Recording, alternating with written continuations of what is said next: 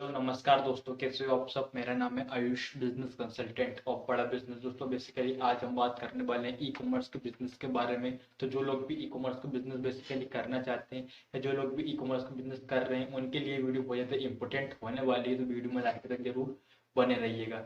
इस वीडियो के अंदर मैं आपको ई कॉमर्स बिजनेस के बारे में बेसिकली डिटेल देने वाला हूँ। डिटेल वीडियो ये होने वाली है ई कॉमर्स बिजनेस के बारे में। तो जो लोग भी ई कॉमर्स का बिजनेस कर रहे हैं ना, वो ये इस वीडियो को लास्ट तक जरूर देखें।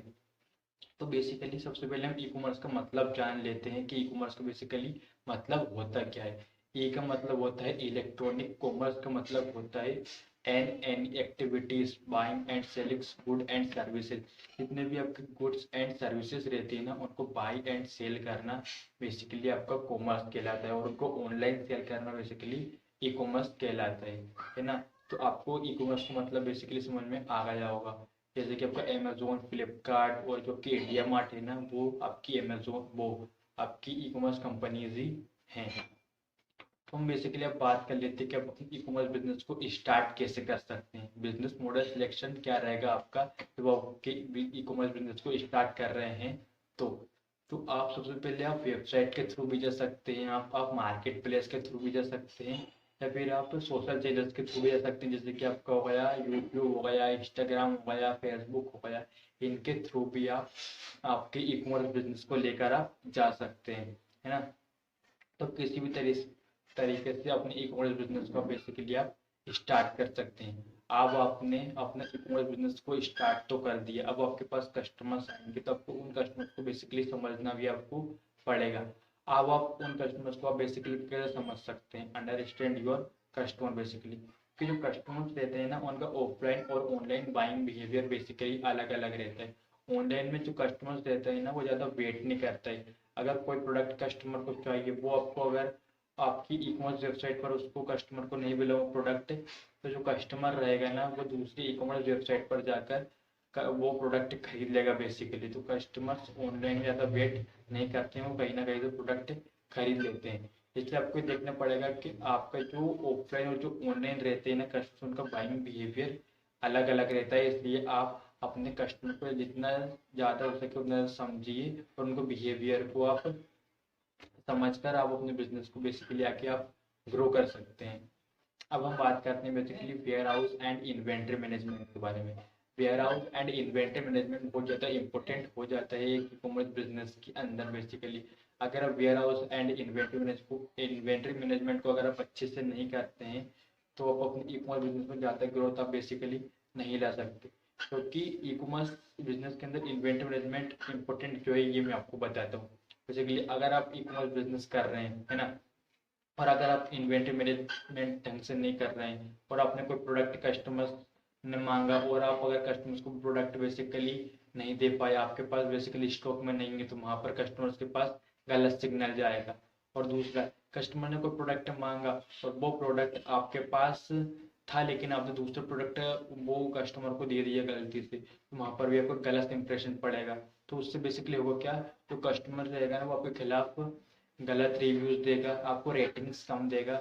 जिससे क्या होगा, आपका कस्टमर रिटेंशन कम होगा, क्योंकि जो कस्टमर्स रहते हैं ना, वो ज़्यादातर आपकी रिव्यूज पढ़कर या फिर आपकी रेटिंग्स देखकर ही आपसे प्रोडक्ट खरीदते हैं। इसलिए इन्वेंट्री मैनेजमेंट और वेयर हाउस मैनेजमेंट करना बहुत ज़्यादा इंपॉर्टेंट हो जाता है ई कॉमर्स बिजनेस के लिए। इसलिए आप वेयर हाउस एंड इन्वेंट्री को अच्छे से आप मैनेज कीजिए। उसके बाद हम बात कर लेते हैं बेसिकली डिजिटल पेमेंट के बारे में। आप अगर अपने ई कॉमर्स बिजनेस को अगर आप फैला रहे हैं, बेसिकली आप अलग अलग सिटीज़ में आपके बिजनेस को ले जा रहे हैं, तो आप वहाँ पर जाकर तो उनसे पेमेंट नहीं ले सकते जगह जगह पर। तो आप ऑनलाइन पेमेंट बेसिकली किस तरीके से आप कस्टमर से ले सकते हैं। आप गूगल पे फॉर बिजनेस का इस्तेमाल कर सकते हैं, आप पेटीएम फॉर बिजनेस का बेसिकली इस्तेमाल कर सकते हैं। यहाँ पर आप कस्टमर्स को भी चेक कर सकते हैं। आप ये भी देख सकते हैं कितना पेमेंट कस्टमर से आया है, कितना आना बाकी, ये भी आप गूगल पे फॉर बिजनेस और पेटीएम फॉर बिजनेस पर आप बेसिकली आप आसानी से आप देख सकते हैं। और अगर आपको अपनी ई कॉमर्स बिजनेस की अगर मार्केटिंग करनी है, तो आप व्हाट्सएप फॉर बिजनेस का इस्तेमाल जरूर कीजिए। क्योंकि व्हाट्सएप पर बिजनेस में क्या होता है कि आप वहाँ पर आपको प्रोडक्ट के कैटलॉग्स डाल सकते हैं, आप वहाँ पर टाइम डाल सकते हैं कब से कब तक आपका e commerce business basically start रहता है। आप वहाँ पर आपका एड्रेस भी डाल सकते हैं बेसिकली। है ना, और वहाँ पर एक चैटबॉट रहता है, वहाँ पर उस चैटबॉट को आप कंटिन्यू कर कर आप वो चैटबॉट आपके कस्टमर से बेसिकली बात भी कर सकता है। वहाँ पर जो चैटबॉट रहता है ना, वो आपके कस्टमर से बात कर लेगा, है ना। चैटबॉट कस्टमर से बात कर लेगा तो आपको कुछ नहीं करना है वहाँ पर, अपने आप आपके पास कस्टमर्स आएंगे और वो एक्वायर हो जाएंगे, जिससे आपके पास ज़्यादा से ज़्यादा लीड्स आएंगे और आप उनको कन्वर्ट कर कर आप अच्छे सेल कर सकते हैं अपने ई कॉमर्स बिजनेस के लिए। इसलिए आपको व्हाट्सएप और बिजनेस को जरूर इस्तेमाल करना है आपके ई कॉमर्स बिजनेस के लिए। उसके बाद आपको क्या करना है, उसके बाद आपको सेल्स मॉडल समझना है। बेसिकली सेल्स मॉडल समझना बहुत ज़्यादा इंपॉर्टेंट हो जाता है एक ई कॉमर्स बिजनेस के अंदर, क्योंकि आपको बिफोर सेल्स क्या करना है, आपको ड्यूरिंग सेल्स क्या करना है और आपको सेल्स करने के बाद क्या करना है, वो मैं अभी आपको बताता हूँ। बेसिकली आपको बेसिकली सेल्स करते से पहले बिफोर सेल्स आपको क्या करना है, प्रोडक्ट की क्वालिटी चेक करनी है, क्वालिटी प्रोडक्ट।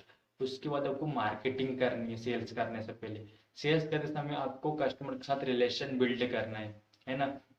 और सेल्स करने के बाद बेसिकली आपको कस्टमर से फीडबैक लेना है। अगर ये तीनों चीज़ें अच्छे से कर लेते हैं तो आप अपने ई कॉमर्स बिजनेस में आप बहुत अच्छे से अपनी सेल्स को आप बढ़ा सकते हैं। आप इन सेल्स मॉडल को आप बेसिकली फॉलो करते हैं तो ज़्यादा से ज़्यादा आप अपने ई कॉमर्स बिजनेस में आप सेल कर सकते हैं। उसके बाद हम बात कर लेते हैं बेसिकली वेंडर सिलेक्शन के बारे में। वेंडर सिलेक्शन बहुत ज़्यादा इंपॉर्टेंट हो जाता है एक ई कॉमर्स बिजनेस के अंदर। बहुत सारे ई कॉमर्स कंपनीज और बहुत सारे e commerce businessman vendor selection नहीं कर पाते हैं। तो बेसिकली दो प्रकार के वेंडर्स रहते हैं, एक रहता है आपका कंसल्टिंग वेंडर और दूसरा रहता है आपका टेक्नोलॉजी वेंडर। जो कंसल्टिंग वेंडर रहता है ना, वो स्टेप बाय स्टेप आपका हैंड होल्ड सपोर्ट करता है। वो आपको हाउ टू यूज टेक्नोलॉजी, आपको टेक्नोलॉजी को यूज कैसे करना है वो कंसल्टिंग वेंडर बेसिकली बताते हैं। आपको प्रोडक्ट लिस्निंग कैसे करनी है वो आपको वो कंसल्टिंग वेंडर बताता है बेसिकली, है ना। और आपके लिए क्या राइट प्रोडक्ट रहेगा आपके ई कॉमर्स बिजनेस को स्टार्ट करने के लिए, वो आपको कंसल्टिंग वेंडर बताता है। कंसल्टिंग वेंडर आपके बिजनेस की मार्केटिंग भी करता है, तो आप कंसल्टिंग वेंडर को भी आप ले सकते हैं। दूसरा रहता है आपका टेक्नोलॉजी वेंडर। टेक्नोलॉजी वेंडर वो खुद का प्लेटफॉर्म देते हैं आपको, आपका ई कॉमर्स बिजनेस करने के लिए, आपके ई कॉमर्स बिजनेस के लिए पोर्टल्स तैयार करता है बेसिकली आपका टेक्नोलॉजी वेंडर, है ना। आपके बिजनेस ऑपरेशंस करता है बेसिकली टेक्नोलॉजी वेंडर, है ना। और आपकी इन्वेंट्री को भी मैनेज करता है बेसिकली टेक्नोलॉजी वेंडर, है ना। तो ये दोनों प्रकार के बेसिकली आपके वेंडर्स रहते हैं, है ना। तो इन दोनों वेंडर्स को आप बेसिकली इन दोनों से आप किसी वेंडर कोई से भी वेंडर्स को रह सकते हैं, लेकिन आप उस वेंडर को लीजिए जिस वेंडर को आपके बिजनेस में बेसिकली इंटरेस्ट हो और जो वेंडर एक्सपीरियंसड हो। इसलिए आप उसी वेंडर को बेसिकली आप सिलेक्ट कीजिए। और जिसका बेसिकली मोटिव, जिस वेंडर का मोटिव हो आपके बिजनेस को आगे बढ़ाना, ग्रो योर बिजनेस, एंड उसका गोल हो आपके बिजनेस को एक अच्छे ऊपर तक पहुंचाना, उस वेंडर को आप बेसिकली सिलेक्ट कीजिए। Clear e commerce goals, focus on customers need.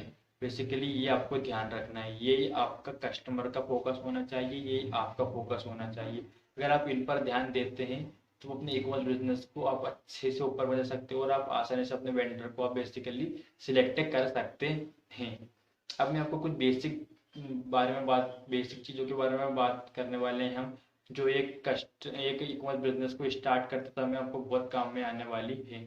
Basically आप ई कॉमर्स बिजनेस को स्टार्ट कर रहे हैं तो आपको आपके पास एक लैपटॉप और एक डेस्कटॉप बेसिकली आपके पास होना चाहिए, है ना। आपके पास एक अच्छा इंटरनेट कनेक्शन होना चाहिए बेसिकली।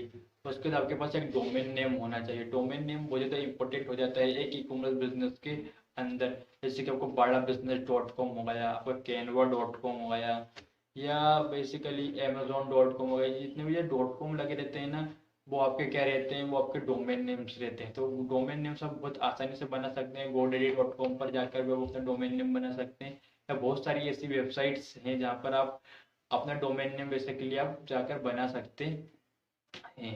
उसके बाद आपको क्या करना है, उसके बाद आपको अपना एक ब्रांड लोगो बनाना है आपके बिजनेस के लिए। जैसे कि बड़ा बिजनेस का लोगो होगा, फ्लिपकार्ट, अमेजोन, कैनवा, आपने इनके लोगों पर बेसिकली फोकस किया तो आपको एक कॉमन चीज़ यहाँ पर देखने को मिलती है, वो है कि उन लोगों पर बेसिकली उन कंपनीज का नाम बेसिकली लोगों पर क्यों डालती है बड़ी बड़ी कंपनीज, ताकि जो कस्टमर रहता है ना वो बार बार उस लोगों को देखता है तो उस कंपनी का नाम कस्टमर्स को याद हो जाता है। इसलिए आप भी अपने जो बिजनेस रहते हैं ना उस बिजनेस का नाम ही अपने लोगों के अंदर डालिए, ताकि जो लोगो रहते हैं ना वो ज़्यादा अच्छा और एक अट्रैक्टिव लगे, और कस्टमर्स को आपके बिजनेस का नाम ज़्यादा जल्दी से जल्दी बेसिकली याद हो जाए। अगर आप इन बेसिक चीज़ों को या बेसिक बातों को अगर आप फॉलो करते हैं अपने ई कॉमर्स बिजनेस के अंदर, तो आप एक अच्छे ई कॉमर्स बिजनेसमैन बन सकते हैं, और आप एक अच्छे बिजनेसमैन बेसिकली बन सकते हैं। अगर आप बिजनेस नहीं कर रहे हैं, ई कॉमर्स बिजनेस का जॉब कर रहे हैं, तो जो लोग भी ई कॉमर्स का बिजनेस कर रहे हैं या फिर कोई सा भी बिजनेस कर रहे हैं, उनको ये वीडियो ज़्यादा से ज़्यादा शेयर कीजिए, ताकि वो भी अपने ई कॉमर्स बिजनेस को आसानी से बेसिकली रन कर सके, है ना। इस वीडियो में बस इतना ही है ना। अगर आपको हमारा ये वीडियो अच्छा लगा हो तो वीडियो को लाइक कर देना, चैनल को सब्सक्राइब कर देना, और इस वीडियो में आपका अंत तक बने रहने के लिए प्रेम पूर्वक बहुत बहुत धन्यवाद।